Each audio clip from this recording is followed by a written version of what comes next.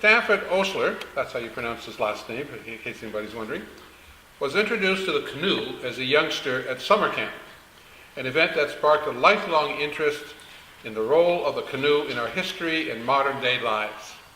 This fascination led him to collect information on the subject over many years, meet many of the colorful characters involved with canoes, and give talks about these craft to audiences across British Columbia. He has owned a red 16-foot Langford wood canvas canoe for over 40 years and has taken it on trips throughout Canada, including in the Broken Islands and Bowrin Lakes in BC. He continues to take it on regular outings and has also paddled in virtually all the types of craft covered in his book. Sanford moved from Toronto to North Vancouver with his wife and 2 children in 1992. In addition to canoeing, he sails, bikes, skis, and snowshoes near his home. He holds an MA from the University of British Columbia and is currently chair of the North Vancouver Museum and Archives Commission and is a trustee of the North Vancouver District Public Library. In his spare time, he comes to church.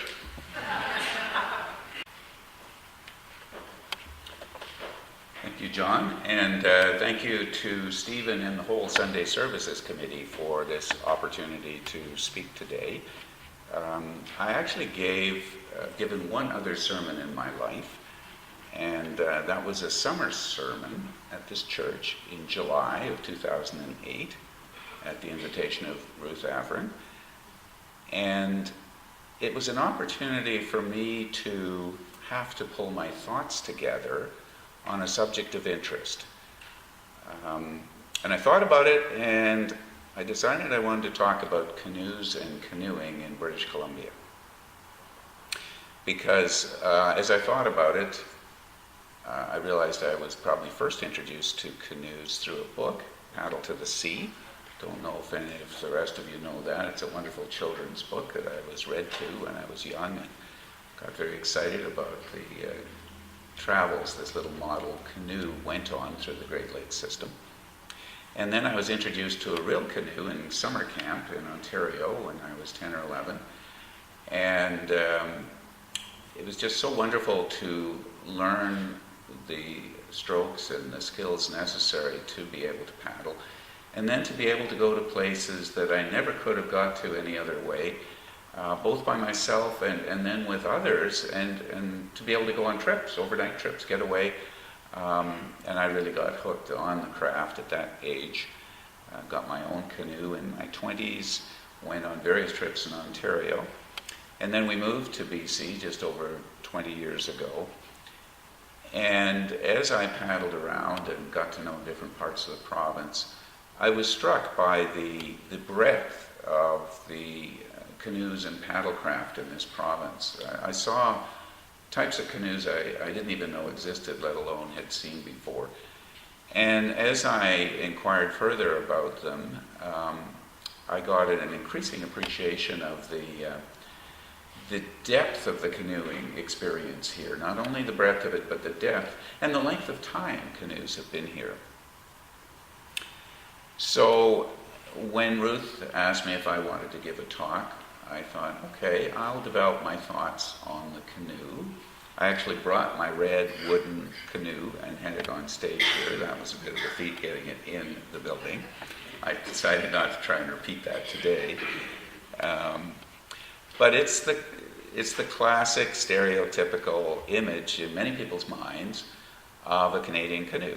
A red wooden 16-foot canoe, the same sort that Bill Mason had, Pierre Trudeau, Tom Thompson, a number of the icons that we think of as the Canadian canoe.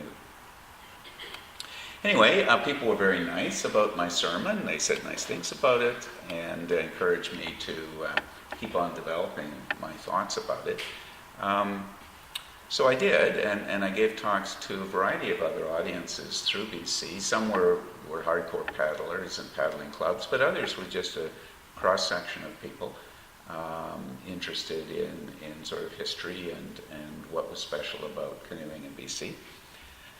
And after a while, I started to get comments about, you should really write a book about this. And that was the last thing in my mind. I'd never written a book. I didn't think I had nearly enough material. But I started to think about the suggestions, and I tested it with an author friend of mine that's published many books, and he said, yeah, there might be a book there, sure. In fact, I'll introduce you to a publisher I know that's published some of my works, and you can see what he thinks. So I sent my idea to the publisher, and he said, yeah, there might be a book here. You write it first, and then I'll decide. So that's how publishing works these days, apparently. But anyway, I took him up on it, and I spent 2 years writing it. And I was very pleased that I did get a publisher, Heritage House in Victoria, and it was published exactly a year ago, so this is the first anniversary.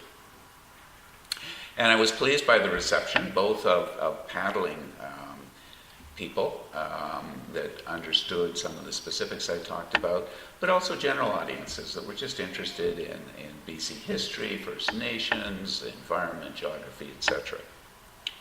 And the book, of course, gave me new opportunities to speak, and I've probably given 30 or 40 talks throughout BC since it was published, as well as beyond the province. But I must confess, I've always used slides with my talks, so this is going to be a little different for me today. The slides were generally taken from photographs I have in the book, and so if you're interested in the visual portion, you can come down afterwards and see the photos in the book. So I first of all wanted to thank this community for allowing me to start on this journey, because I wouldn't have written the book if I didn't have the sermon forcing me to get my thoughts together in a coherent way. So it all started with that summer sermon 7 years ago. So I throw out the challenge to you. If any of you have a kernel of an idea that you need some motivation to develop, I'd encourage you to talk to Denise about any opportunities this summer. I was actually going to give another summer sermon last summer, but we had scheduling problems. And then Denise and Stephen suggested I do it in the winter. So I was, in thinking about that, I was intrigued with the overarching question or theme this year of what does it mean to live spiritually. And I started to think about ways that canoeing had enriched people spiritually. And I thought, okay, I think canoeing can contribute to that question. And then thinking about which month would be most suitable, I thought, well, the action theme is the obvious one for canoeing. So that's why I'm here today. And really, my interpretation of that is it's about taking action to enhance our spirit, our soul, if you will, our essence, our spiritual well-being. I sometimes think of it as the flame inside of me. Whatever your definition or perception of spirituality is, I'm going to try and address that question of how canoeing helps people take action to improve their spiritual well-being. For me personally, I sort of conceptualize myself as having 4 elements. I have a body, I have a mental or intellectual part, I have an emotional part, and I have a spiritual part that I call my spiritual self. And I try to have those 4 parts work together in an integrated way under the leadership of the spiritual part. So my job, in a sense, is to seek to nurture that spiritual self, because that's the part that defines my values and takes action to help me live with greater depth, meaning, and purpose. So whatever your definition of spirituality is, I hope that I can give you some examples that hopefully resonate with you in terms of the canoe. So I suspect that some of you, when thinking about this question of the canoe and spirituality, probably relate to my first experience of the canoe as spiritually enriching. And that was on a wilderness canoe trip. Where getting away from day-to-day things and civilization, getting closer to nature, closer to things that are most important, really, when you bear it all down, giving that renewed sense of being alive and being close to, and in fact in touch with, being one with the environment, and also closer to your companions, and being able to have those deep conversations around the campfire, etc. And that's why I suggested Pierre Trudeau's words, because I think they capture that so well. And I'll just repeat them. May every dip of your paddle lead you towards a rediscovery of yourself, of your canoeing companions, of the wonders of nature, and of the unmatched physical and spiritual rapture made possible by the humble canoe. So I think there's really a message in there about spiritual renewal that I certainly feel when I get away in a canoe, even if it's only for a day, and I paddle around here and get out on the ocean. And how many of you have had something that you can relate to in terms of a paddling experience? Okay, wow. Well, I suspect that's fairly common amongst Canadians right across the country. You may know that the canoe was voted by the CBC as one of the 7 wonders of Canada because it is universal. It's right across the country, and many Canadians have had, very memorable, touching experiences in them that I would argue are spiritual nature sometimes. So that's what first came for me in terms of an experience, and it's probably what occurred to you when you saw the picture and heard the hymns and some of the other things today. But what I'd like to try and do is tell you about some other ways that are unique to this area, unique to British Columbia, about how canoeing has enriched lives spiritually.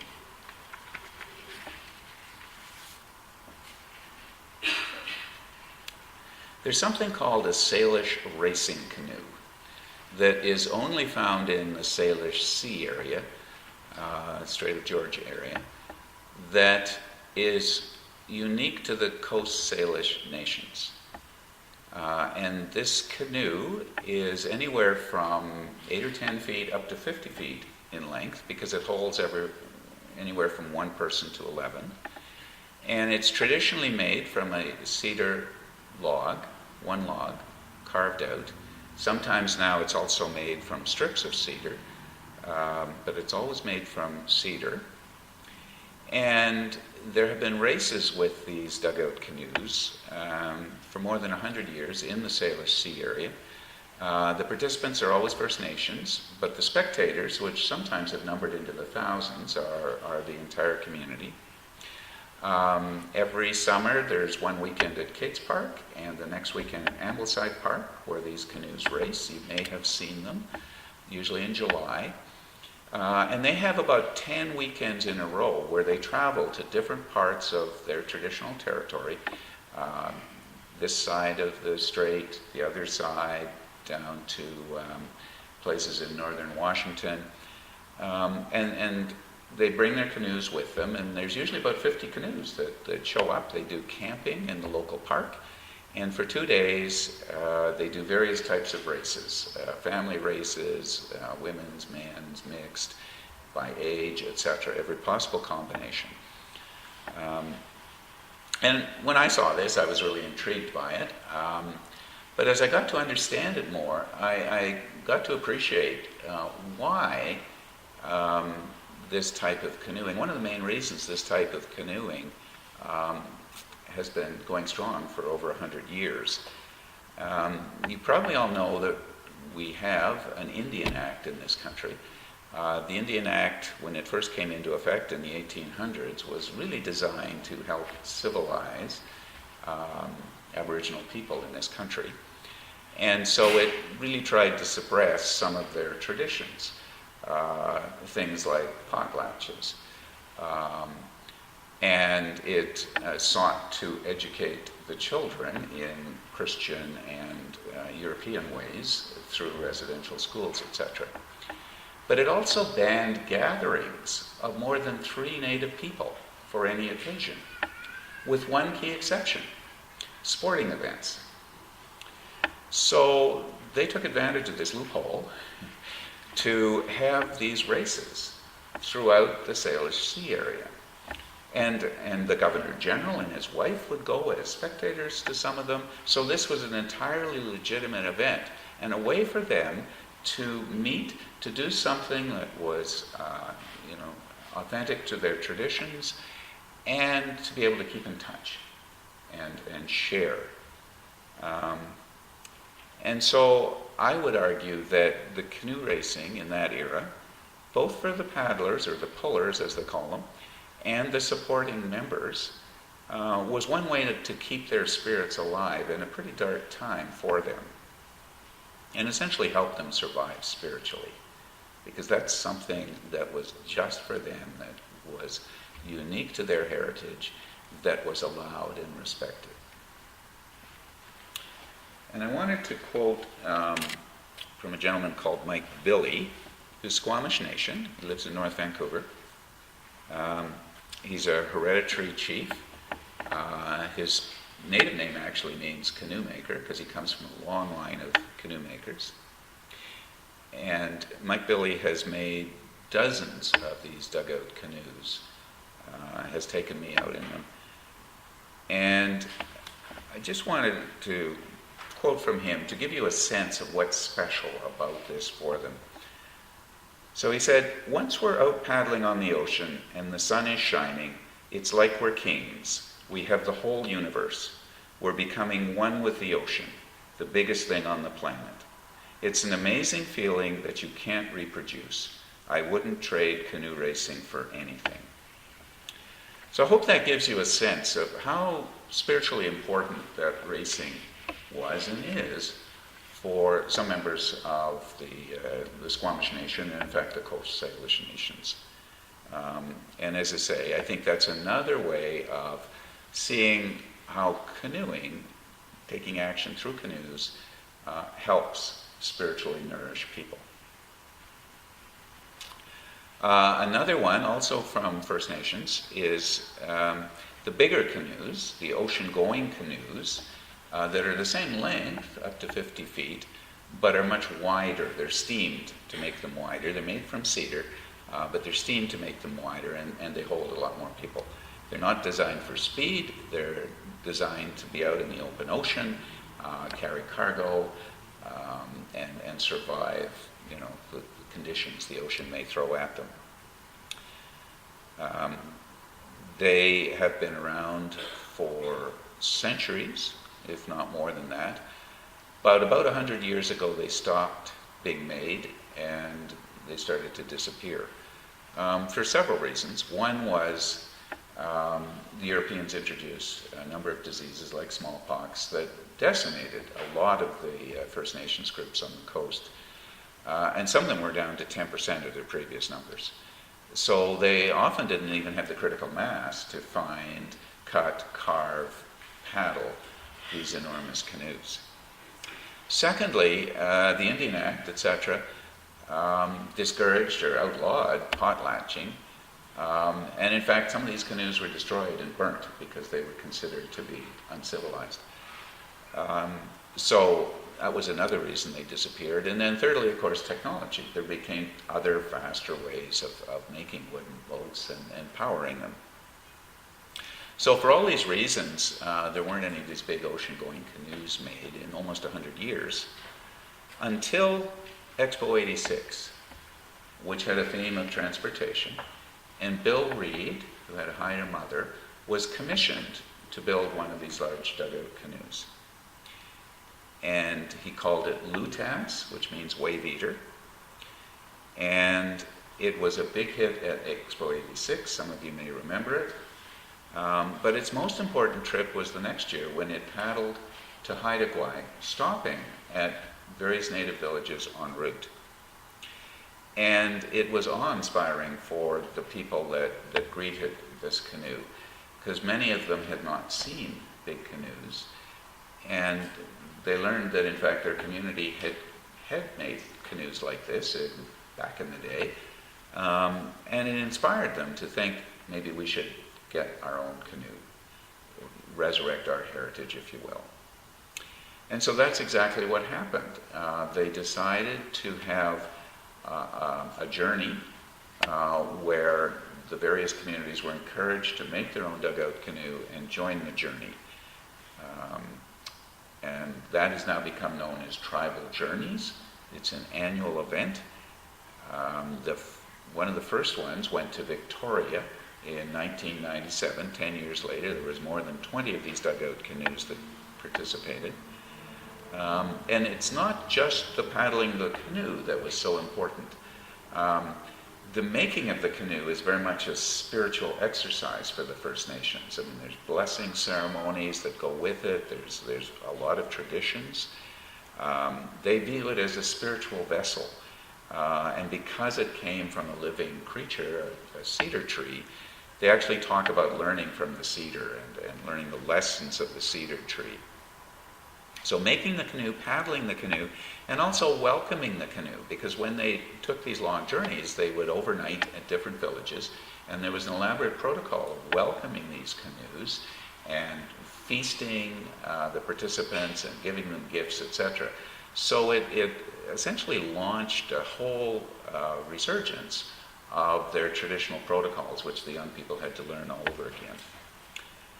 And all because of the revival of these big ocean-going canoes. So I'll just quote another section. Last summer, Bella Bella hosted Tribal Journeys.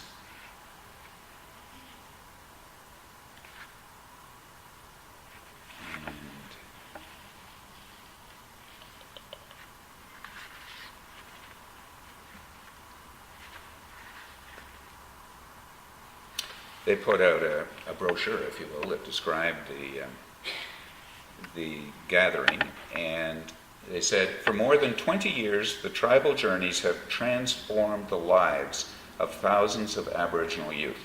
It has helped them to reconnect to their culture and has strengthened their confidence as contemporary First Nations people. So I think that's another example of how canoes have given people more of a spiritual awakening to then go forth with greater confidence in both their traditions and in modern day life. Interestingly, there's been a similar revival in the Okanagan, where they made dugouts from cottonwood trees. And since 2001, they've had an annual canoe unity track as well. So there's one other type of native canoe that you may not know about. It's called a sturgeon-nosed canoe. It's very distinctive. It has, the usual canoe sort of tapers up at the front and the back as it moves away from the water. The sturgeon-nosed canoe is the opposite. It tapers down to the water at the bow and stern. And it's modeled on the sturgeon and the nose of the sturgeon. And it's only found in the Kootenay River area. In fact, it's often called a Kootenay canoe.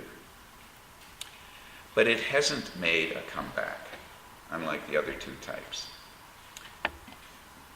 But I have talked to a gentleman there who's Tunaha Nation, and he loves these canoes and told me about their significance to their culture and to their nation. And I'll just quote you what he said. It's Wayne Louise, his name. The sturgeon-nosed canoe is the keeper of our language, culture, heritage, history, and our identity. Without the canoe, we're nothing. So Wayne Louise's mission is not only to make canoes, which he's been doing for years, both the traditional canoe, which is made of white pine bark, and more modern ones from canvas. But his vision is for every community on the river to have 2 canoes, every First Nations community, and there's 7 of them in Canada and the US. For every community to have 2 of these canoes so that they can paddle amongst themselves and they can go on an annual journey as well. And he says the nation is behind that. So if they make a comeback, the 3rd distinct type of canoe in BC, then all 3 of the native canoe types will have made a comeback with the implicit, if not explicit, purpose of enriching them spiritually and relaying the foundation of their culture.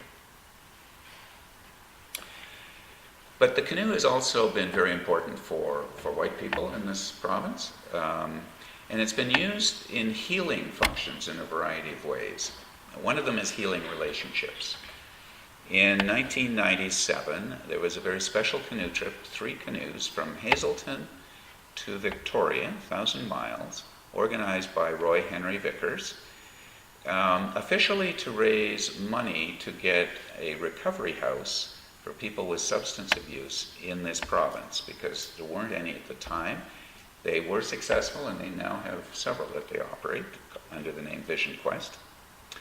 But the unofficial reason for the trip, and the reason the RCMP got very interested, is they had a real image problem. Some may argue they still do, but 97 they recognized they had a real problem with First Nations communities, because they had been the bad guys that had to enforce the Indian Act and take children from their home against the wishes of their parents to residential schools, often hundreds of miles away. And they were the ones that had to enforce the no gatherings and the no potlatch rules, etc. Those laws had been rescinded before 97, and they wanted to open a new chapter. And I'll just read you from a poem of somebody that was on that trip, because I think it summarizes quite well what it was all about. It's called The Grandfather's Journey, because apparently the predecessors, the elders, had traveled from that region down to Victoria once a year for trading purposes when the Europeans were there. The grandfather's journey has not been done by canoe in 100 years. That is because the knowledge and the will to build these canoes were long ago smashed by Mounties made to do the government's dirty work. They burned the longhouses and the regalia and the art of ritual, arrested those who potlatched, dragged children out of their homes to the residential schools, leaving fathers and mothers with no reason to carry on. At each community, the RCMP will sit still, have their sins named by grandmothers, by grandfathers, by parents of teen suicides, by the children peeking out from the chief's robes. Then Inspector John Grant, hardened veteran, poet and brave man, will stand and apologize for, quote, those acts which, although sanctioned by law at the time, were morally wrong, unquote. After that, the pullers are promised there will be feasting. So they did this every night for a month, with feasting and gifting at each community. And I think, and I've talked to some of the police officers that were on the trip, and they do, first of all, it was one of the most moving and significant events in their career, but they also think it did start to open some of the dialogue and change perceptions.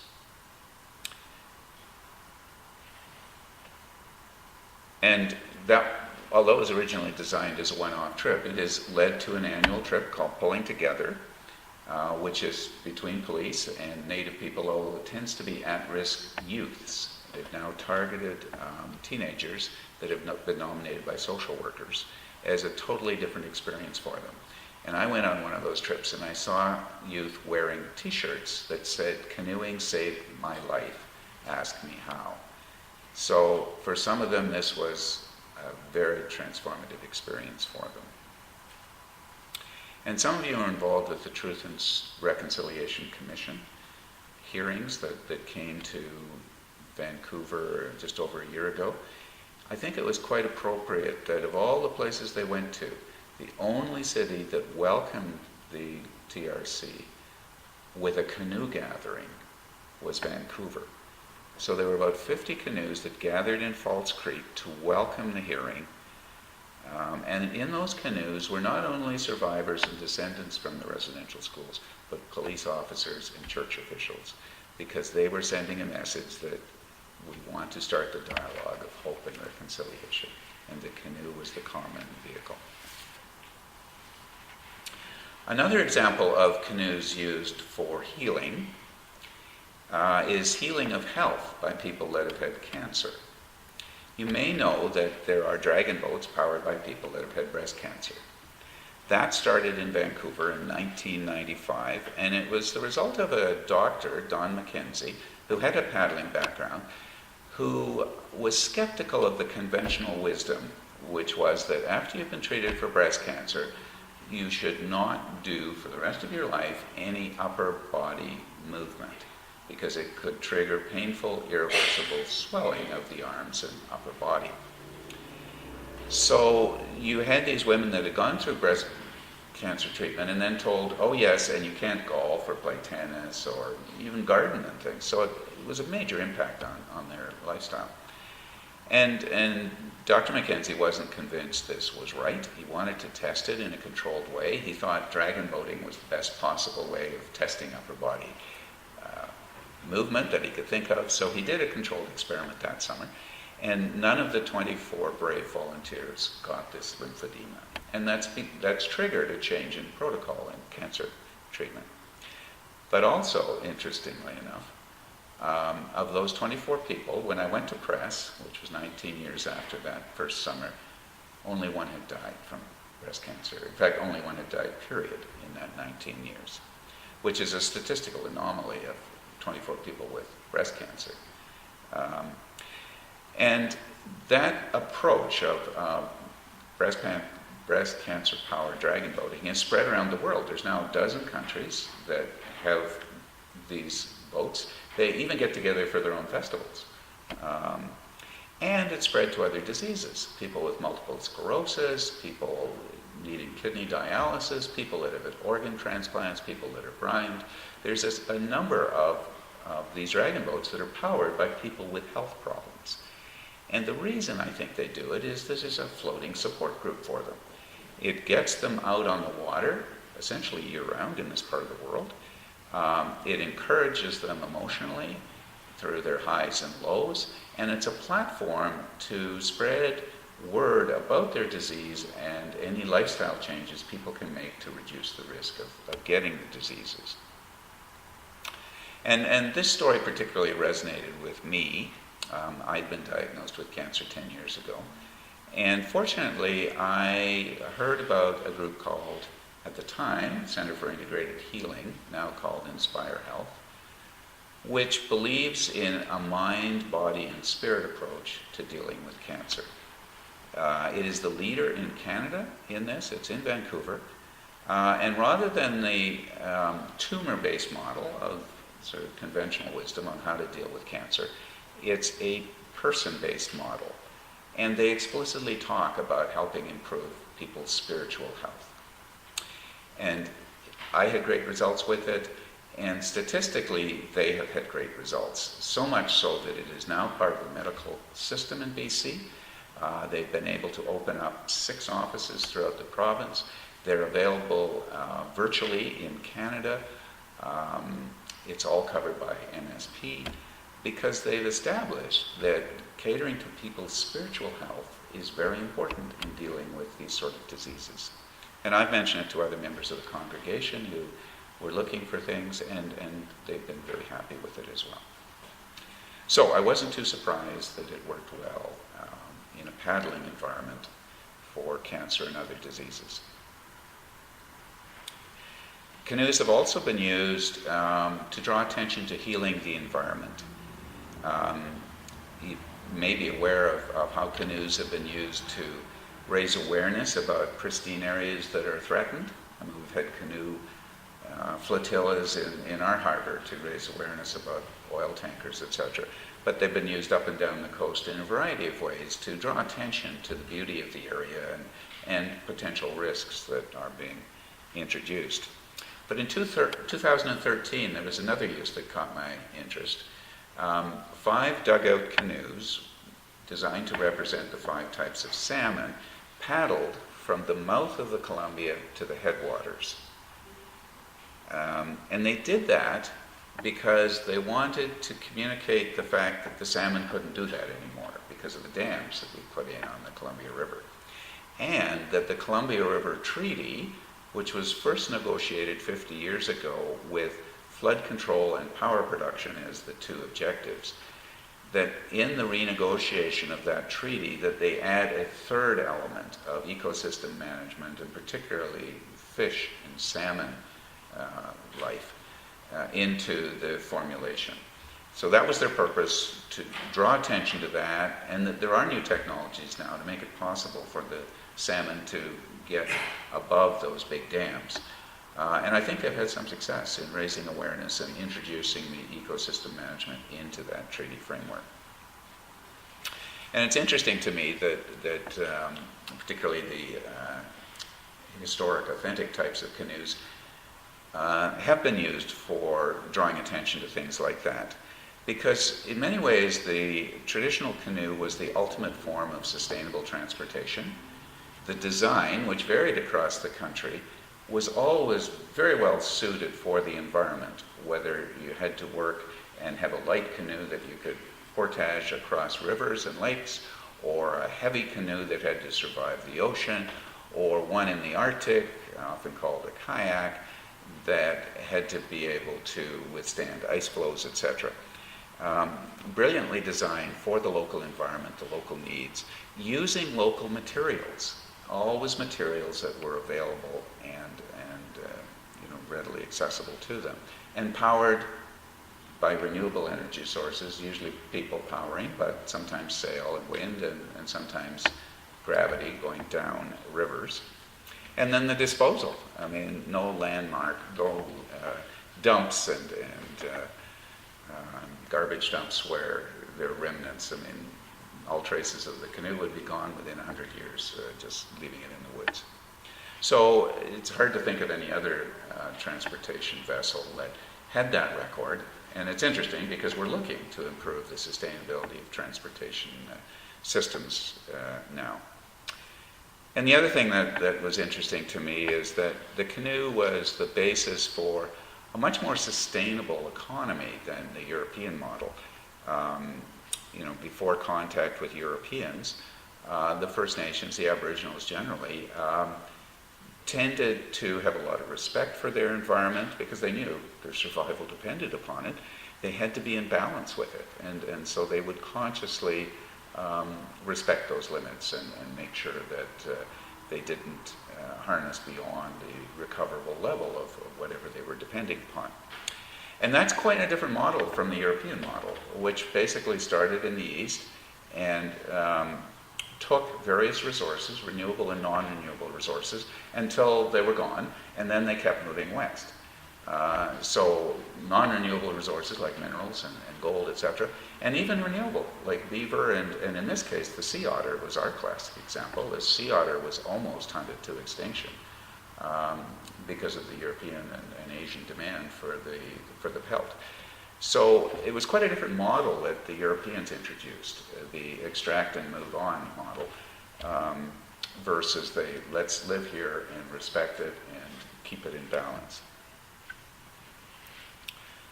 So I've covered various ways that, at least for me, I see paddling generally and canoeing specifically have enhanced spiritual well-being. The wilderness trip, the first example, probably the obvious one for most Canadians. But for First Nations, the ability to keep and reinvigorate tradition and self-esteem.